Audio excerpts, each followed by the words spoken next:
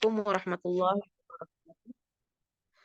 Bismillah, assalatu wassalamu ala rasulillah wa ala alihi wa sahbihi wa man walah, amma ba'd. Alhamdulillahi rabbil alamin. Puji dan syukur kita panjatkan kehadirat Allah subhanahu wa ta'ala. Alhamdulillah setelah libur Ramadan dan Aid yang lumayan panjang, hari ini kajian Parenting Raudhatus Shalihat kembali aktif. Insya Allah akan diawali dengan kajian dari Dr. Regianti Permatasari. Alhamdulillah beliau sudah hadir di tengah-tengah kita malam ini. Ana Ummu Musa Rahil Amir Maretan bertugas sebagai moderator insya Allah malam ini. Seperti biasa sebelum kajian dimulai, Ana bacakan dulu tata tertib kajian kita. Yang pertama, peserta wajib masuk ke room 10 menit sebelum pembelajaran dimulai. Yang kedua, peserta wajib menggunakan nama asli ketika masuk ke ruang Zoom. Yang ketiga, peserta wajib menjaga suara ustadzah atau dokter dari laki-laki ajnabi. Yang keempat, peserta dilarang merekam suara ustadzah atau dokter saat pembelajaran berlangsung. Yang kelima, peserta wajib mematikan mikrofon dan kamera saat narasumber sedang menyampaikan materi. Yang keenam, mikrofon bisa diaktifkan ketika sesi tanya jawab. Yang ketujuh, peserta juga dapat mengajukan pertanyaan melalui fitur chat. Yang kedelapan, peserta dianjurkan mencatat materi yang disampaikan. Yang kesembilan, harap peserta bertanya sesuai dengan isi materi dan gunakanlah adab yang baik. Yang terakhir, jika ingin meninggalkan ruang Zoom sebelum kajian selesai, silahkan untuk izin di fitur chat. Taib, untuk mempersingkat waktu, Ana langsung serahkan kepada Dr. Regianti. Tafadhali, Dokter. Bismillah. Assalamualaikum warahmatullahi wabarakatuh. Insya Allah malam ini kita akan membuka kelas baru ya untuk ba'da Ramadan kemarin. Banyak libur ya para narasumber. Insya Allah dengan saya mungkin biar kelasnya tidak monoton, kita bikin per kelas aja gitu. Jadi nanti temanya itu akan random ya. Jadi tidak berjudul ya. Misalnya kelas laktasi, nanti kita akan membahas kelas khusus laktasi, siapa yang berminat silahkan masuk kelas saya gitu ya. Nanti kita akan bahas dari dasar gitu. Jadi hari ini kita akan membahas dari apa itu laktasi ya. Mungkin kita mulai, bismillah. Nah, laktasi itu sebenarnya adalah suatu istilah seluruh proses menyusui ya gitu. Jadi di kelas ini kita akan membahas tentang laktasi, di mana mungkin viewernya atau partisipannya ada yang sudah menikah, ada yang belum ya, atau ada yang memang masa-masa menuju menopause yang sudah mungkin hanya tinggal update ilmu pengetahuan, juga insya Allah bermanfaat ya, bisa sharing ke berbagai kawan sanak saudara ya. Nah, dalam kelas laktasi ini kita akan membahas mulai dari dasar ya. Kita harus mengetahui apa sih yang ada di proses menyusui itu ya. Betapa besar karunia Allah kepada kita, para wanita. Allah muliakan kita dengan adanya air susu ibu ya. Jadi Allah itu sebenarnya tidak menyia-nyiakan hambanya ya. Jadi ketika wanita itu sudah didesain dengan womb ya, rahim, maka Allah juga memberikan modal ya untuk kesejahteraan dan keberlangsungan dari janin ya. Ketika dia di dalam womb ya, atau sedang di dalam kandungan, dan juga seketika keluar ya, Allah bekali dengan perbekalan yang sangat paripurna ya, yaitu ASI ya. Di mana ASI ini hidup ya Bu ya, beda dengan susu formula ya. ASI ini hidup di mana isinya itu sangat luar biasa kaya, ada hormon, ada imunoglobulin untuk daya tahan tubuh ya, ada mineral, ada bakteri-bakteri flora normal tertentu ya, lalu ada hormon pertumbuhan ya, dan itu hidup ya.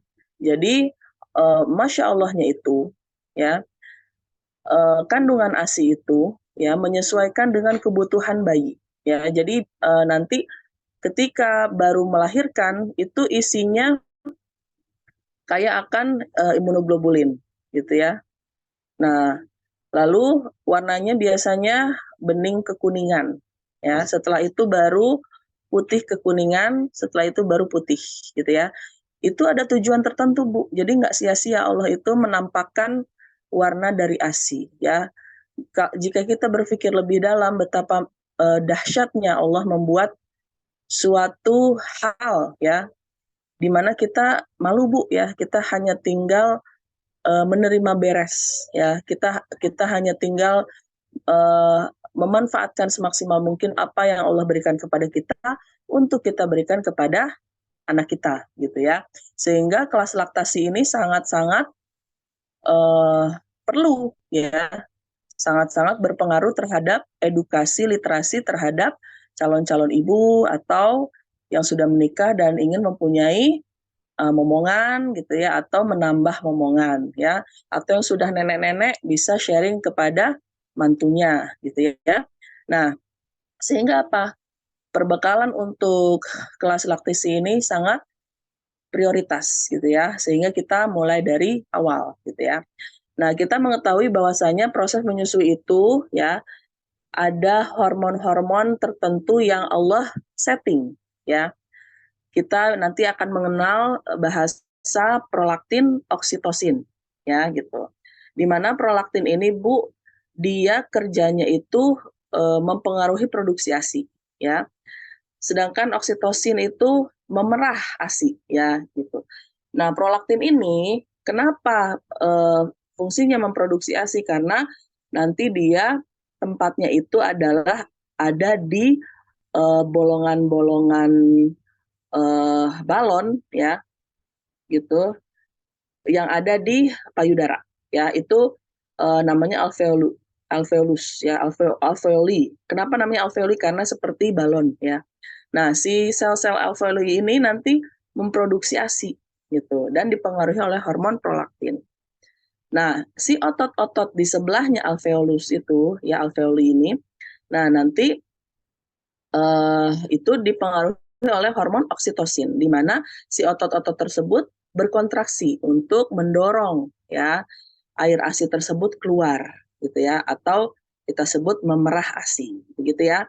Nah, kita bisa lihat gambar di depan bahwasanya manusia itu punya otak ya. Nah, di dalam otak tersebut Bu ada namanya hipotalamus ya.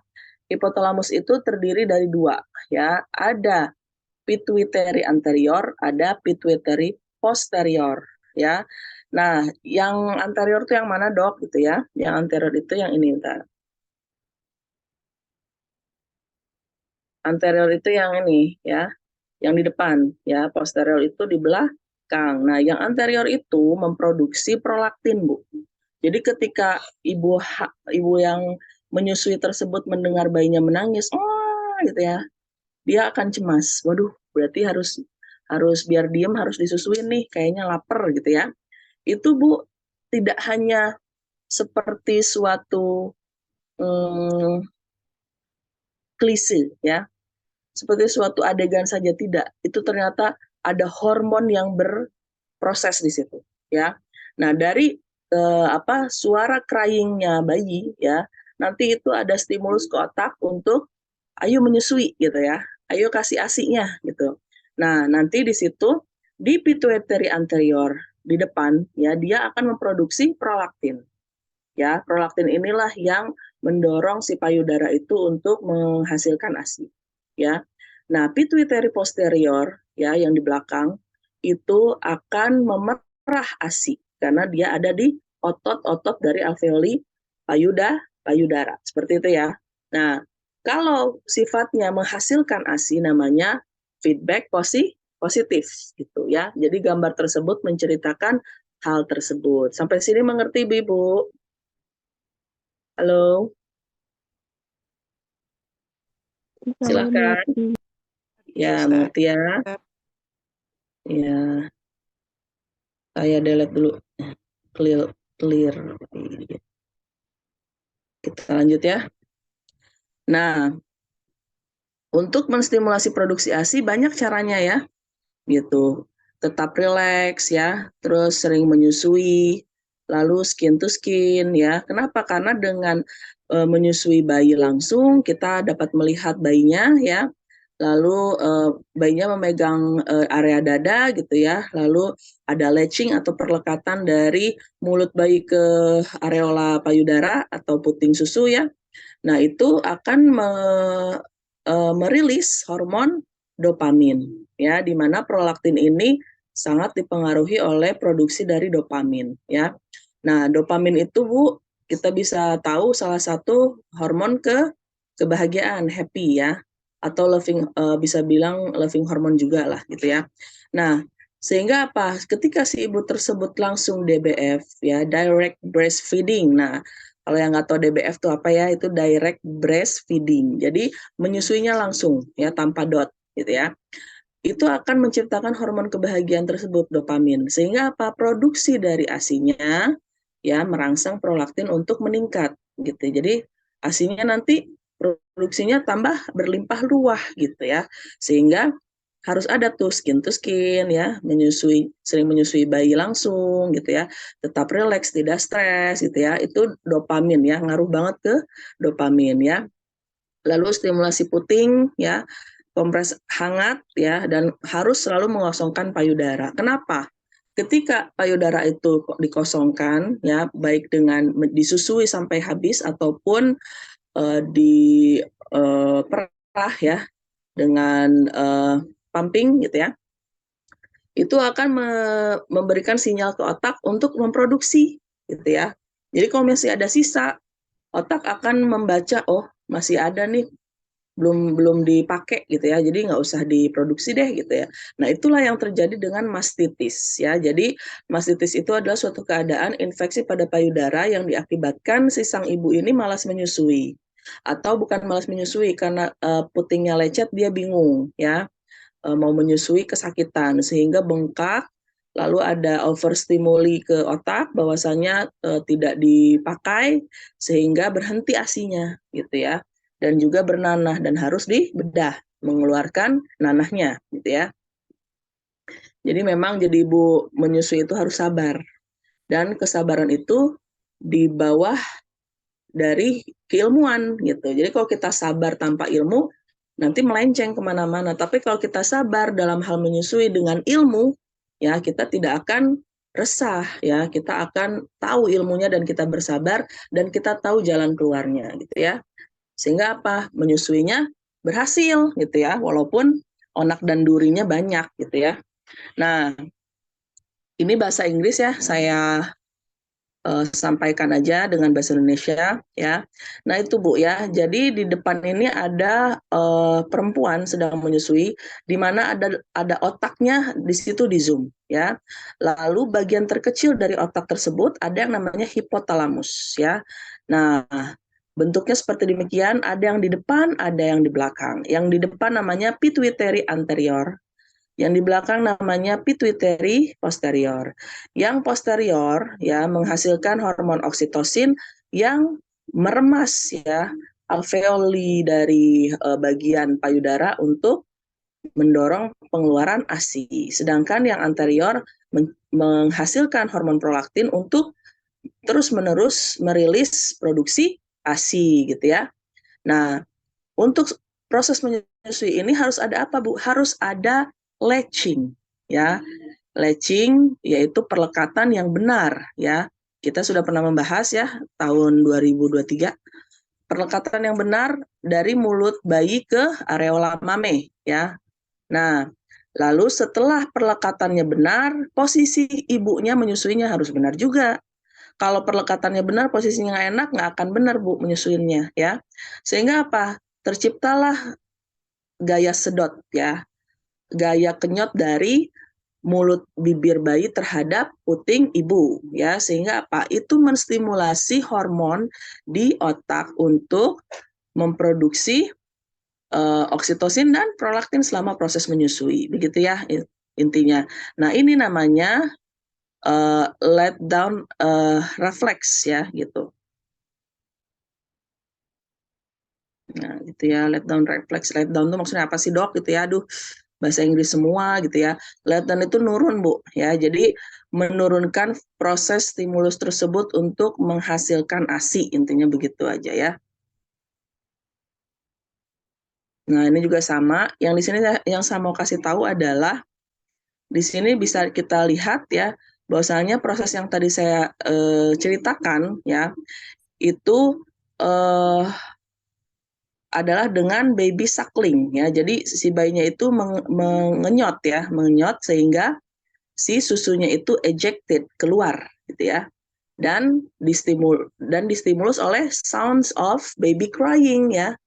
Ya, sounds of child's cry ya. Jadi anaknya nangis, pengen menyusui gitu ya.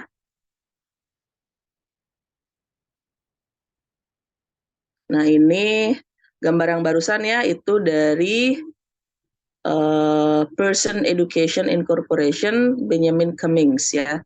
Jadi dari literasi luar ya, luar negeri. Nah, ini Bu namanya let down reflex ya. Jadi baby is sucking stimulates nerve endings in areola. Jadi si bayinya itu mengenyot payudara ibu ya, khususnya bagian areola ya. Jadi yang puting yang hitam itu namanya areola mame ya. Mame itu payudara. Lalu itu menstimulus Bu atau merangsang hipotalamus bagian otak ya untuk ya mengeluarkan pesan kepada pituitary anterior dan posterior untuk menghasilkan posterior oksitosin, anterior prolaktin gitu ya. Nah, ini Bu. Saya pakai ini ya. Saya pakai pointer ya. Nah, ini Bu ya. Jadi dari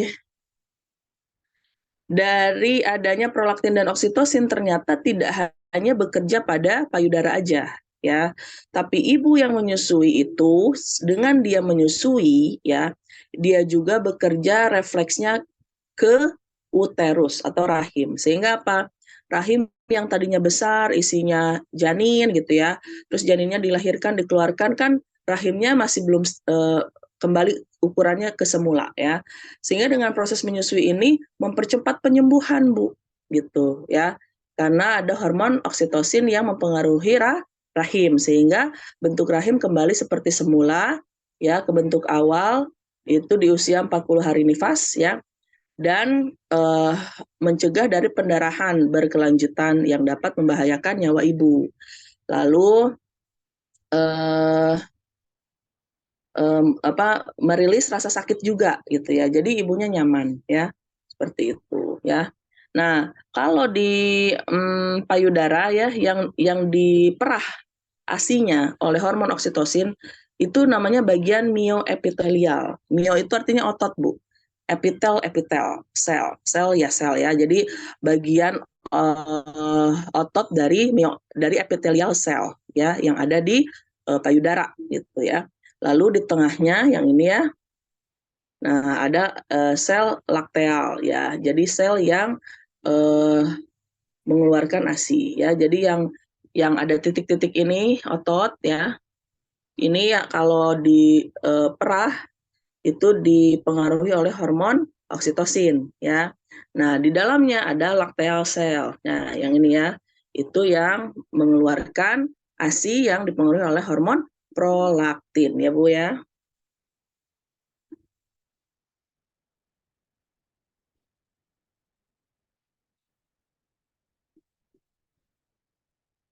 Nah, ini Bu ya. Nih bagiannya mau saya liatin ya. Nah, bagiannya adalah ini Bu. Ini namanya alveolus Bu.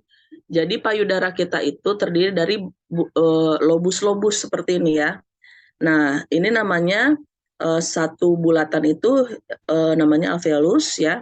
Lalu punya sel ya, dan dia punya lumen. Lumen itu isi dalamnya kantong lah intinya gitu ya. Nah, ada bagian otot namanya sel mioepitelial. Nah, ini ya yang nanti mendorong berkontraksi untuk mengeluarkan ASI gitu ya. Sedangkan si kontraksi tersebut akan mengeluarkan ASI dari lumen gitu ya, lumen alveolus gitu ya, yang dihasilkan oleh sel-sel di dalamnya, yaitu namanya sel epitel alveolus gitu Bu ya.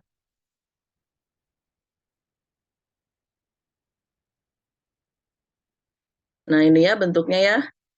Nah jadi di sini ada hormon prolaktin ya. Bentar, di-clearin dulu. Clear ya. Di sini ada hormon prolaktin ya. Prolaktin di sini mempengaruhi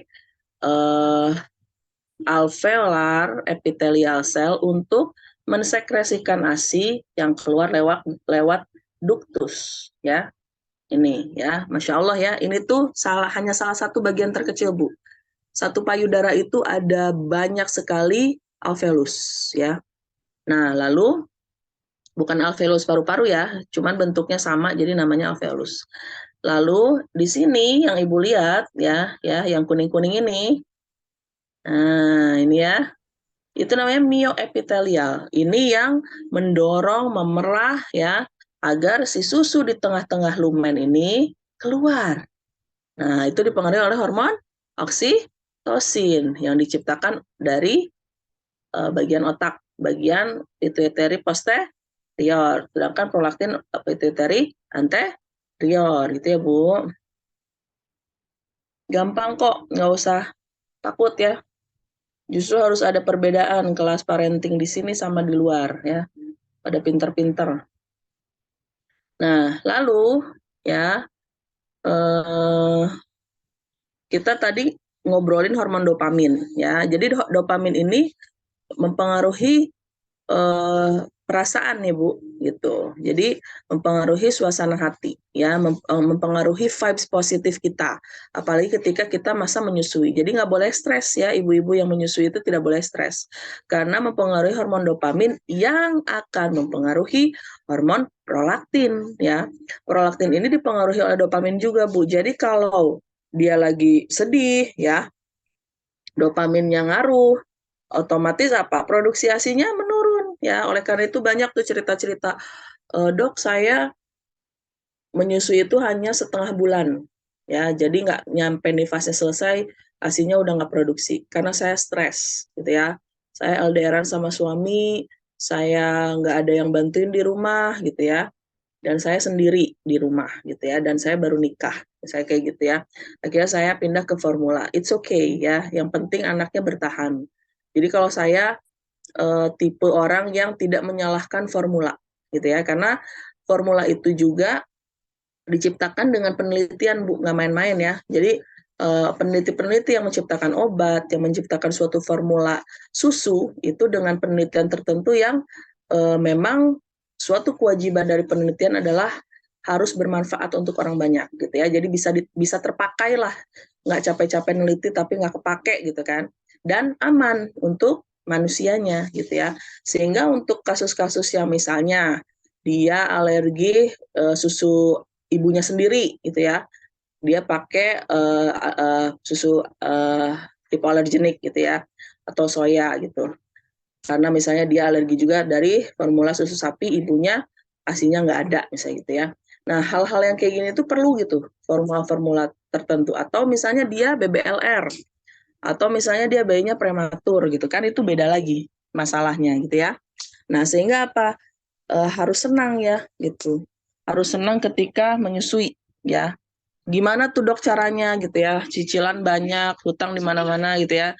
Nah itulah Bu fitnah kehidupannya. Jadi kalau kita sudah tahu ilmunya, kita yakin jalanin gitu ya. Kita udah tahu ilmunya, amalkan gitu. Apapun yang terjadi gitu. Biar apa? Biar kualitas ASINya bagus gitu ya. Nah ini ya yang tadi ya, di sini diceritakan bahwa prolaktin itu dipengaruhi oleh hormon apa? Dopamin ya. Gitu. Jadi kalau misalnya si dopaminnya ngasih tahu gitu ya, nih nggak happy nih orangnya gitu ya, dia akan memberikan feedback negatif kepada prolaktin agar apa, tidak terproduksi dengan berlebih, atau bisa jadi nanti ASINya nggak ada gitu ya. Seperti itu. Nah prolaktin ini juga tidak hanya bekerja di payudara, dia juga bekerja di tulang terus di sistem imunitas gitu ya, di jaringan organ lain gitu ya. Jadi namanya other tissues ya.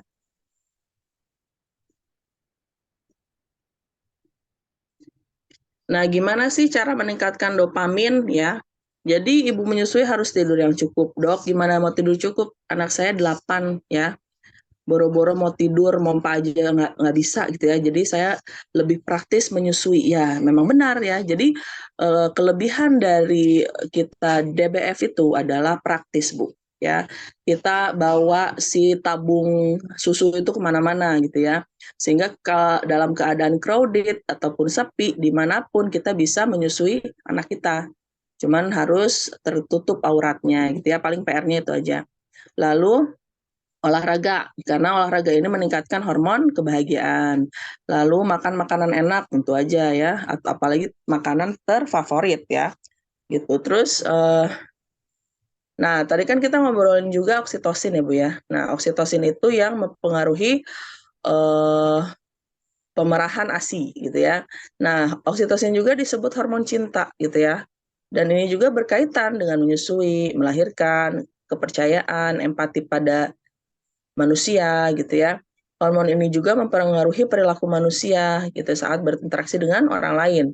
Dan beberapa penelitian terbaru menyebutkan bahwa oksitosin memiliki peran dalam proses penyembuhan. Ya, tentu aja ya.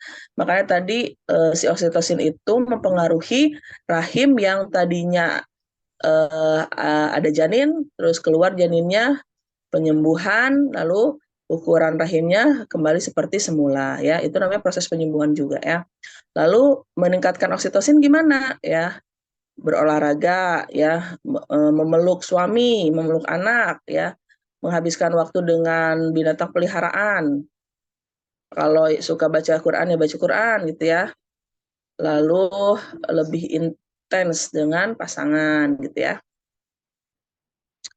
Oh di sini katanya ya, dopamin ini mengaktifkan keinginan belajar dan menemukan hal yang menyenangkan, memberi motivasi mengejar tujuan dan mimpi. Kalau oksitosin, percaya diri, membangun hubungan, peran bonding yang anak ya, dan dengan dikenal dengan hormon cinta gitu ya. Kalau kekurangan si dopamin bisa gimana? Ya, bisa self esteem rendah. Jadi kepercayaan dirinya kurang. Ya, lalu motivasinya rendah, lemah, sulit fokus, cemas, nggak punya harapan. Mood swing tuh kadang kemudian gitu. Jadi orangnya tuh berubah-ubah perasaannya ya. Lalu kalau oksitosinnya kurang, merasa sepi, stres, nggak termotivasi, ya lemas, hubungan komunikasi atau muamalah dengan orang lain bermasalah gitu ya. Nggak bisa tidur dan sering merasa was-was atau cemas ya. Lalu yang bisa dilakukan untuk meningkatkan apa ya, yang senang-senang ya, yang menyenangkan gitu. Semua hal yang menyenangkan akan memproduksi semua hormon yang membahagiakan gitu aja intinya. Ya,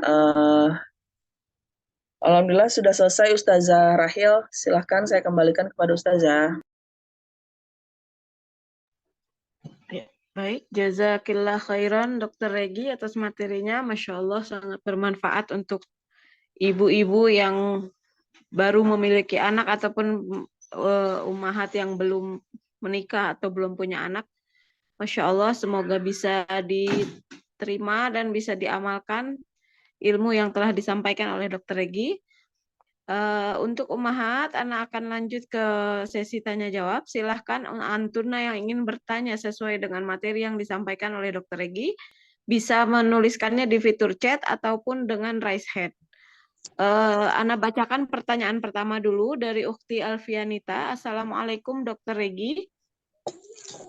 Izin tanya, berapa lamakah bayi bisa didiemin saat nangis minta nenek atau minta digendong?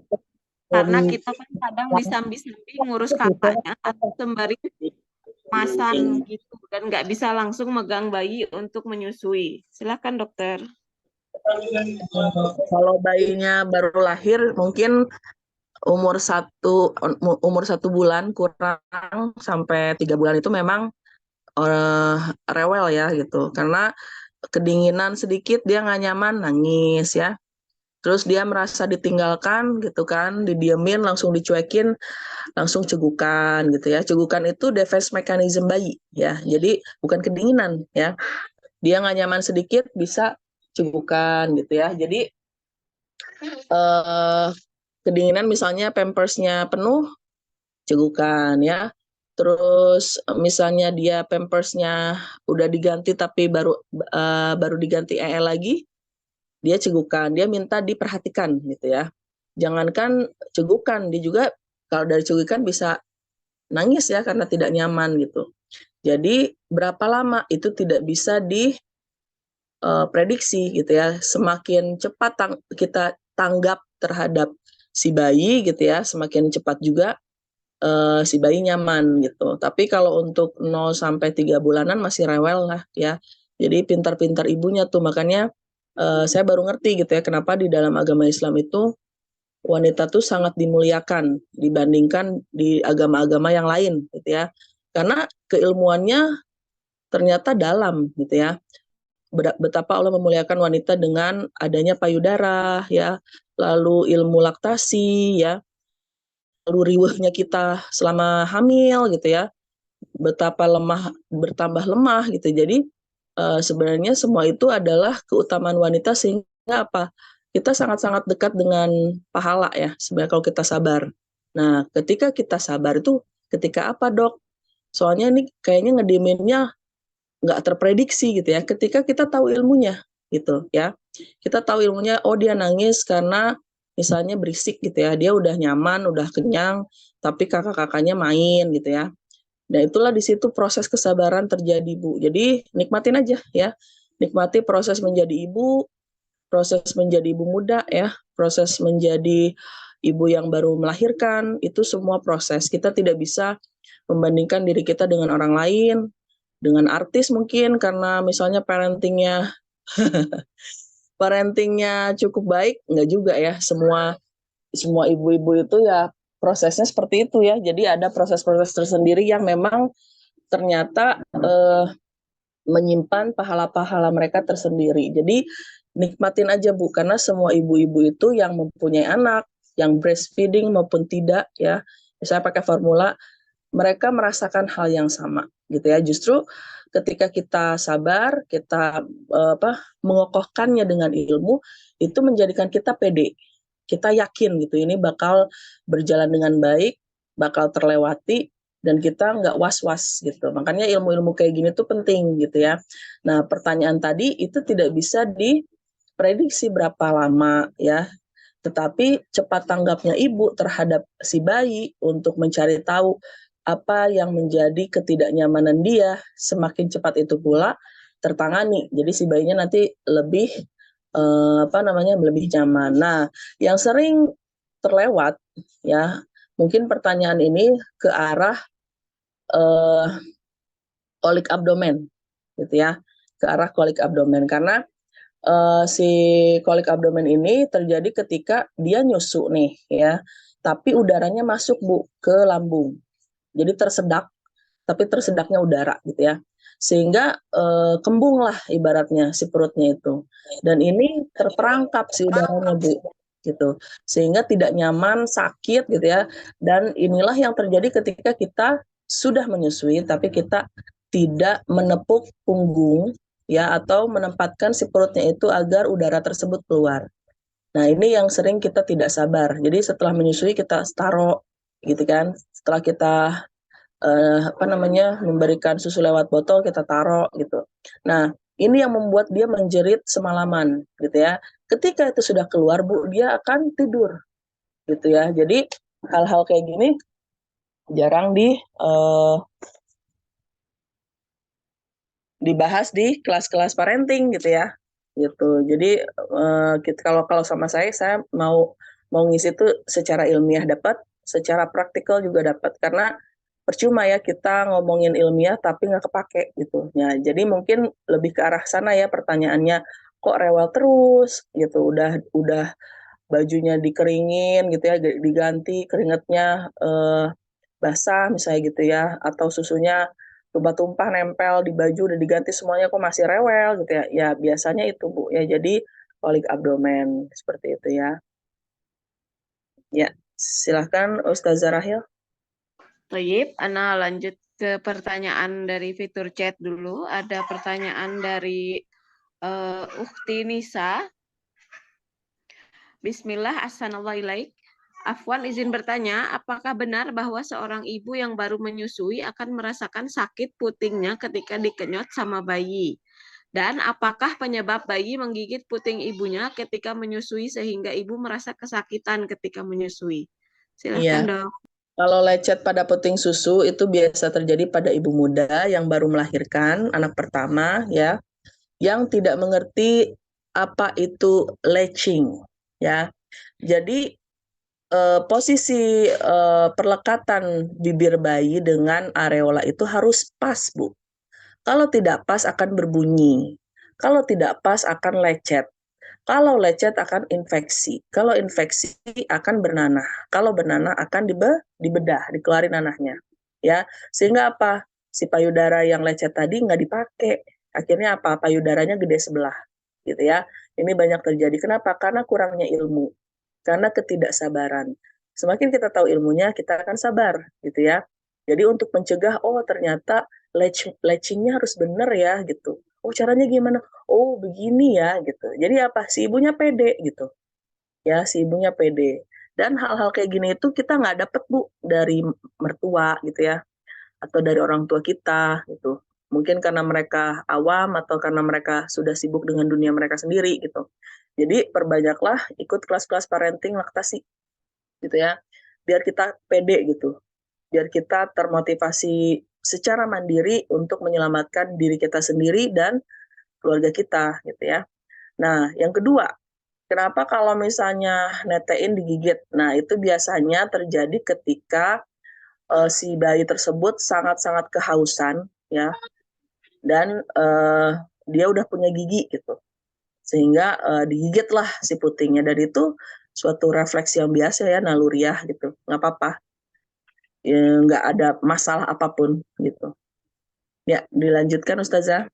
Ya, Tayyip. Selanjutnya Ana bacakan pertanyaan dari Ukhti Mia Hartanti.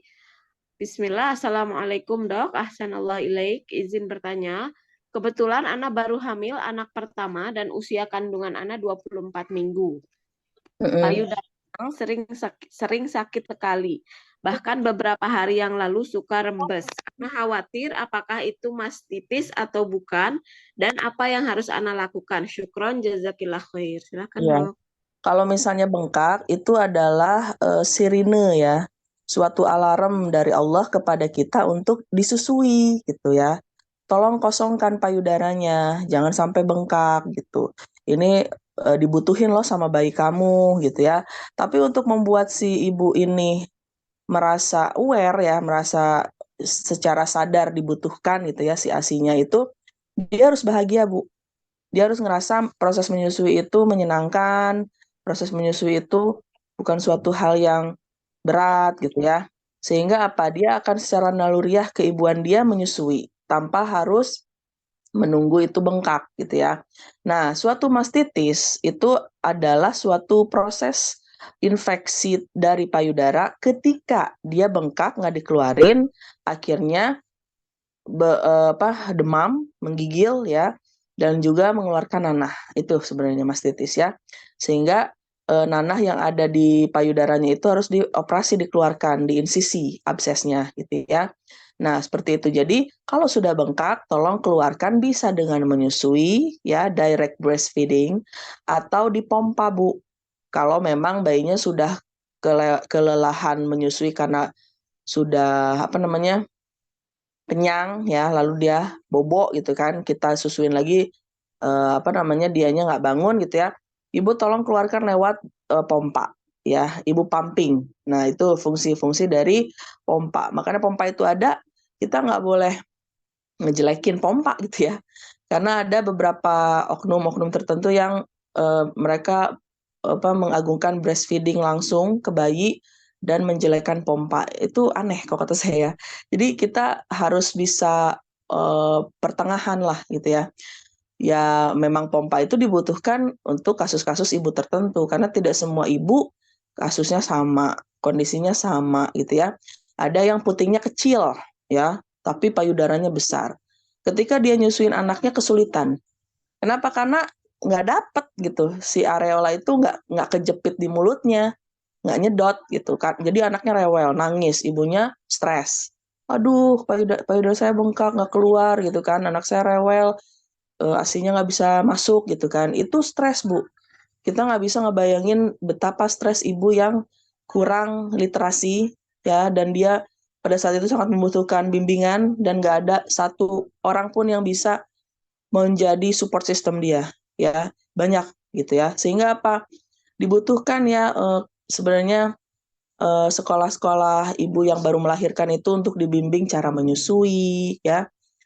Kasus-kasus seperti itu gitu ya, di mana ada perawatan tertentu untuk mengeluarkan putingnya gitu ya, biar bisa menyusui gitu. Harus ada perawatan gitu ya.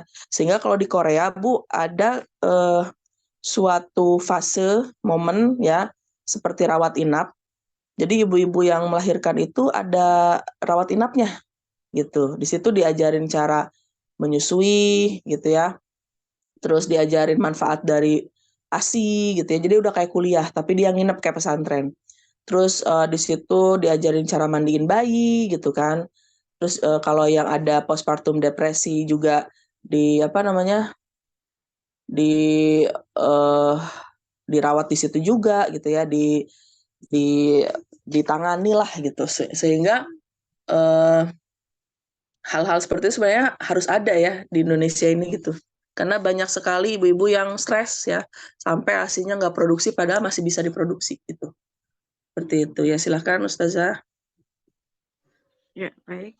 Terkait pertanyaan barusan, dokter, Ukti Mianya masih hamil, belum melahirkan. Dia bertanya lagi, jadi kalau belum melahirkan juga tetap harus dikeluarkan kah, dok? Yang apanya? Yang bengkaknya itu. Iya, Nah, itu biasanya mulai ada produksi ASI itu ketika trimester 3. Nah, yang Mia ini udah trimester berapa? Udah udah berapa bulan? 24 minggu, dok. 24 Nah, iya, minggu. benar. Memang bisa dikeluarkan. Dan itu sekarang tuh ada yang namanya eh, bank bank ASI, gitu ya. Bank ASI. Jadi nanti dimasukin ke freezer ya. Lalu nanti setelah melahirkan gitu ya, itu bisa dipakai gitu. Tapi saya nggak tahu ya kadaluarsanya kalau dari 6 bulan itu berarti jauh banget ya, 3 bulan gitu. Tapi kalau untuk kasus-kasus seperti itu yang bengkak eh, di usia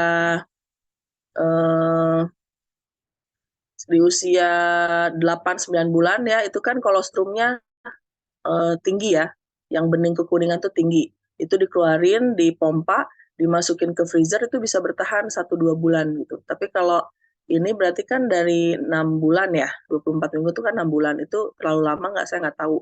Apakah harus dibuang atau bagaimana, coba literasinya dibaca lagi gitu ya. Dan itu memang harus dikeluarkan kalau memang bengkak seperti itu ya. Dan bengkaknya saya nggak tahu apakah bengkak besar atau hanya bengkak terasa kram aja gitu. Kalau terasa kram aja mah nggak usah ya. Tapi di sini ada kasus di mana usia kehamilan 8 dan 9 bulan itu sudah ada produksi ASINya dan itu normal ya. Dan yang harus dilakukan adalah dipompa ya, lalu kolostrumnya itu disimpan ya, disimpan lalu nanti kalau sudah melahirkan bisa dicairkan lagi gitu ya, dan diberikan pertama kali ke bayi yang baru lahir. Itu seperti itu. Ya, baik. Semoga terjawab, Ukti Mia. Selanjutnya, Ana masih lanjut dari kolom chat dulu. Ada, Minta terus. ya sebentar.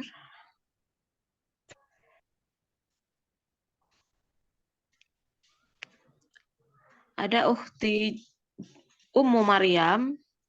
Bismillah, afwan izin bertanya Ibu Dokter, apakah ada pengaruh tidak haid sejak selesai nifas hingga saat ini sudah berlalu 5 bulan belum juga haid?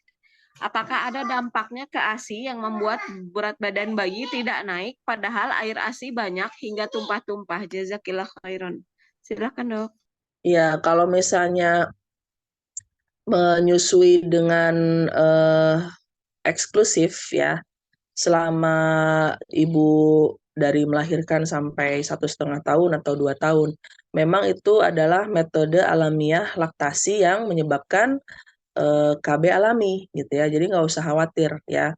Kalau tidak haid sejak selesai nifas hingga 5 bulan menyusui eksklusif gitu ya. Itu adalah metode alamiah laktasi yang berdampak menjadikan KB alami begitu ya. Biasanya ngaruh ngefeknya itu KB alamiahnya sampai 10 bulan anak atau 1,5 tahun. Kalau saya dulu anak pertama metode alamiah laktasinya jadi KB alami saya sendiri sampai 10 bulan, yang kedua sampai 1,5 tahun gitu. Baru dari situ saya mensnya per bulan sekali sebulan sekali gitu ya.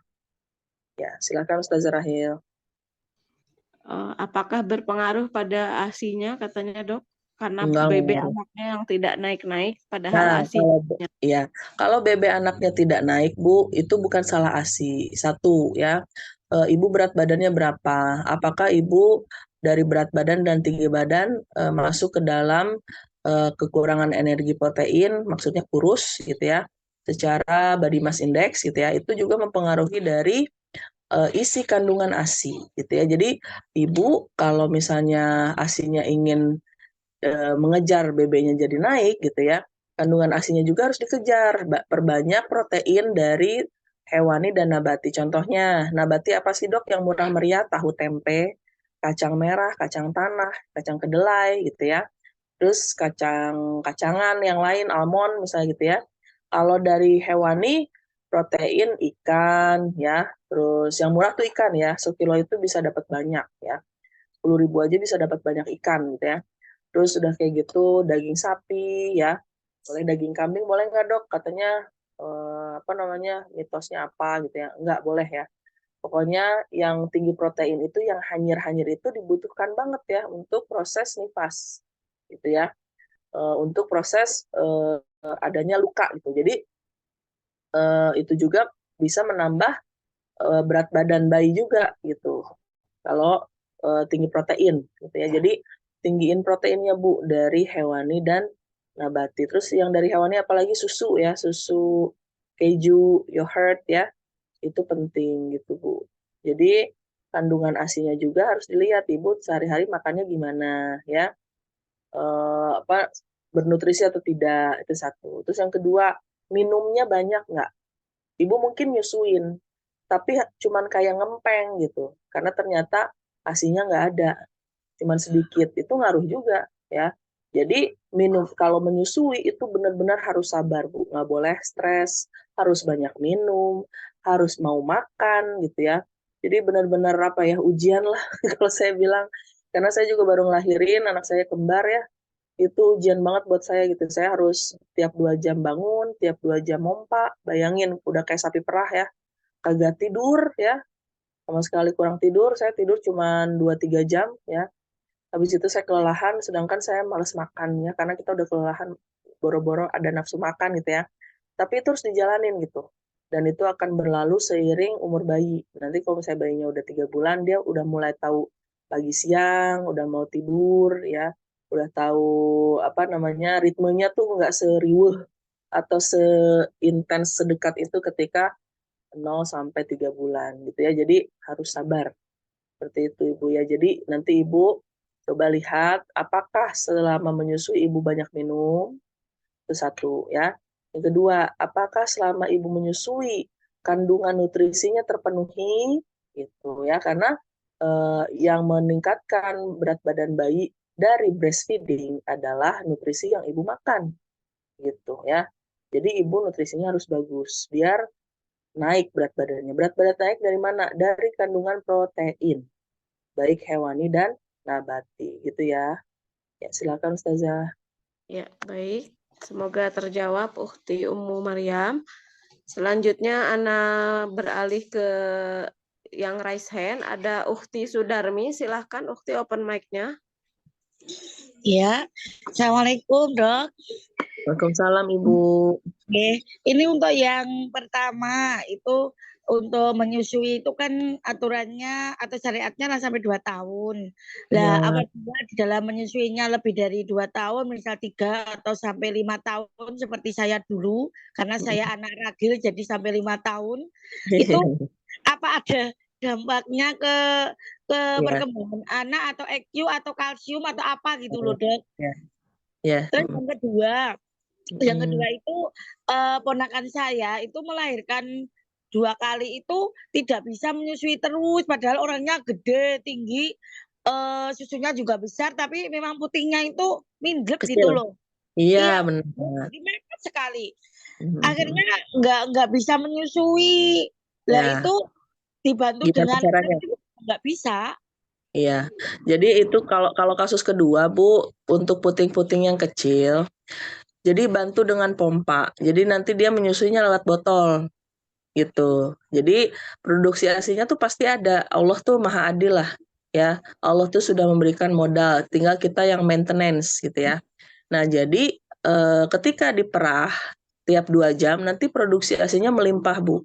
Kalau memang putingnya tidak bisa terselamatkan untuk bisa di latching oleh bayi, ya sudah lewat botol susu aja gitu. Jadi nanti tetap seperti menyusui tapi tidak langsung gitu. Itu Tapi caranya. kayaknya nggak keluar juga. Kalau nggak keluar juga berarti stimulusnya salah. Salahnya tuh maksudnya gini, mungkin satu ya keilmuannya belum tahu ya. Ya.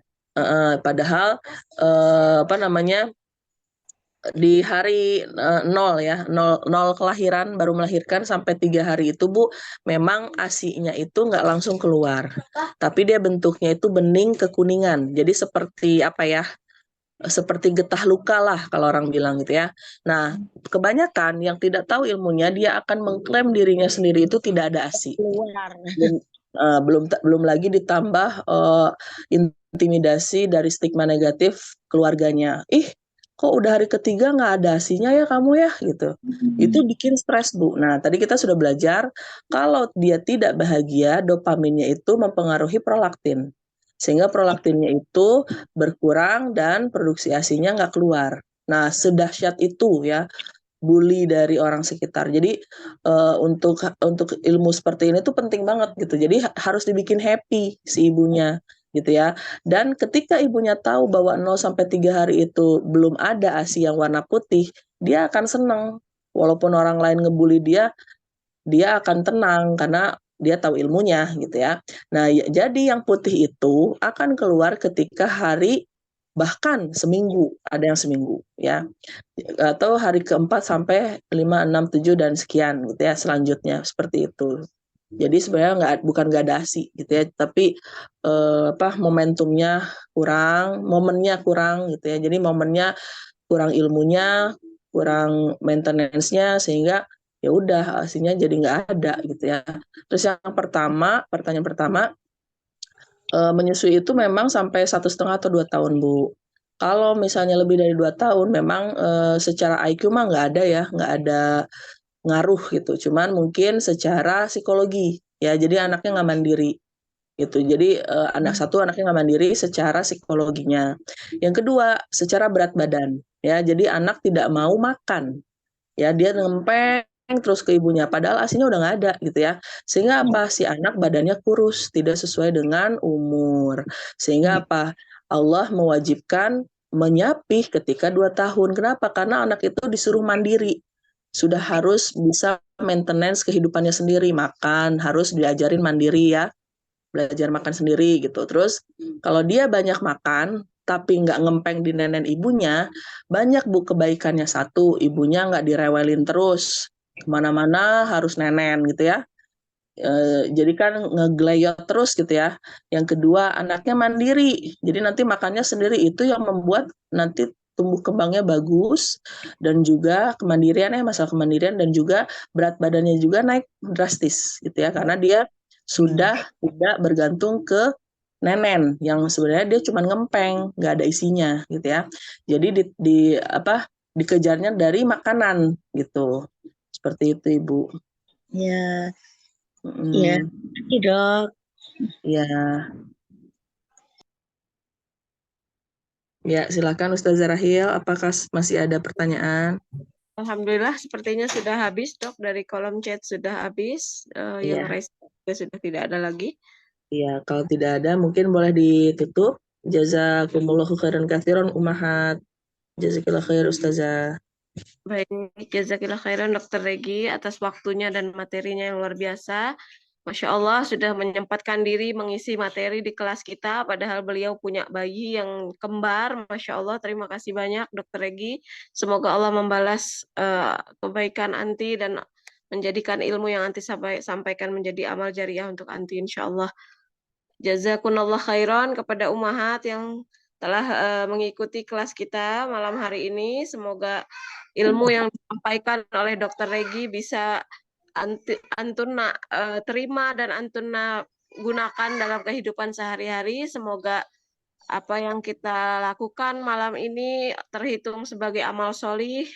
Allah rahmati dan Allah berikan pahalanya untuk kita semua dan Allah mudahkan kita untuk terus semangat menuntut ilmu kapanpun dan dimanapun insya Allah. Ana mohon maaf sebagai moderator malam ini jika ada kekurangan dari Ana. Ana tutup kajian malam hari ini dengan doa kafaratul majelis. Subhanakallahumma wa bihamdika. Assalamualaikum warahmatullahi wabarakatuh. Waalaikumsalam warahmatullahi wabarakatuh.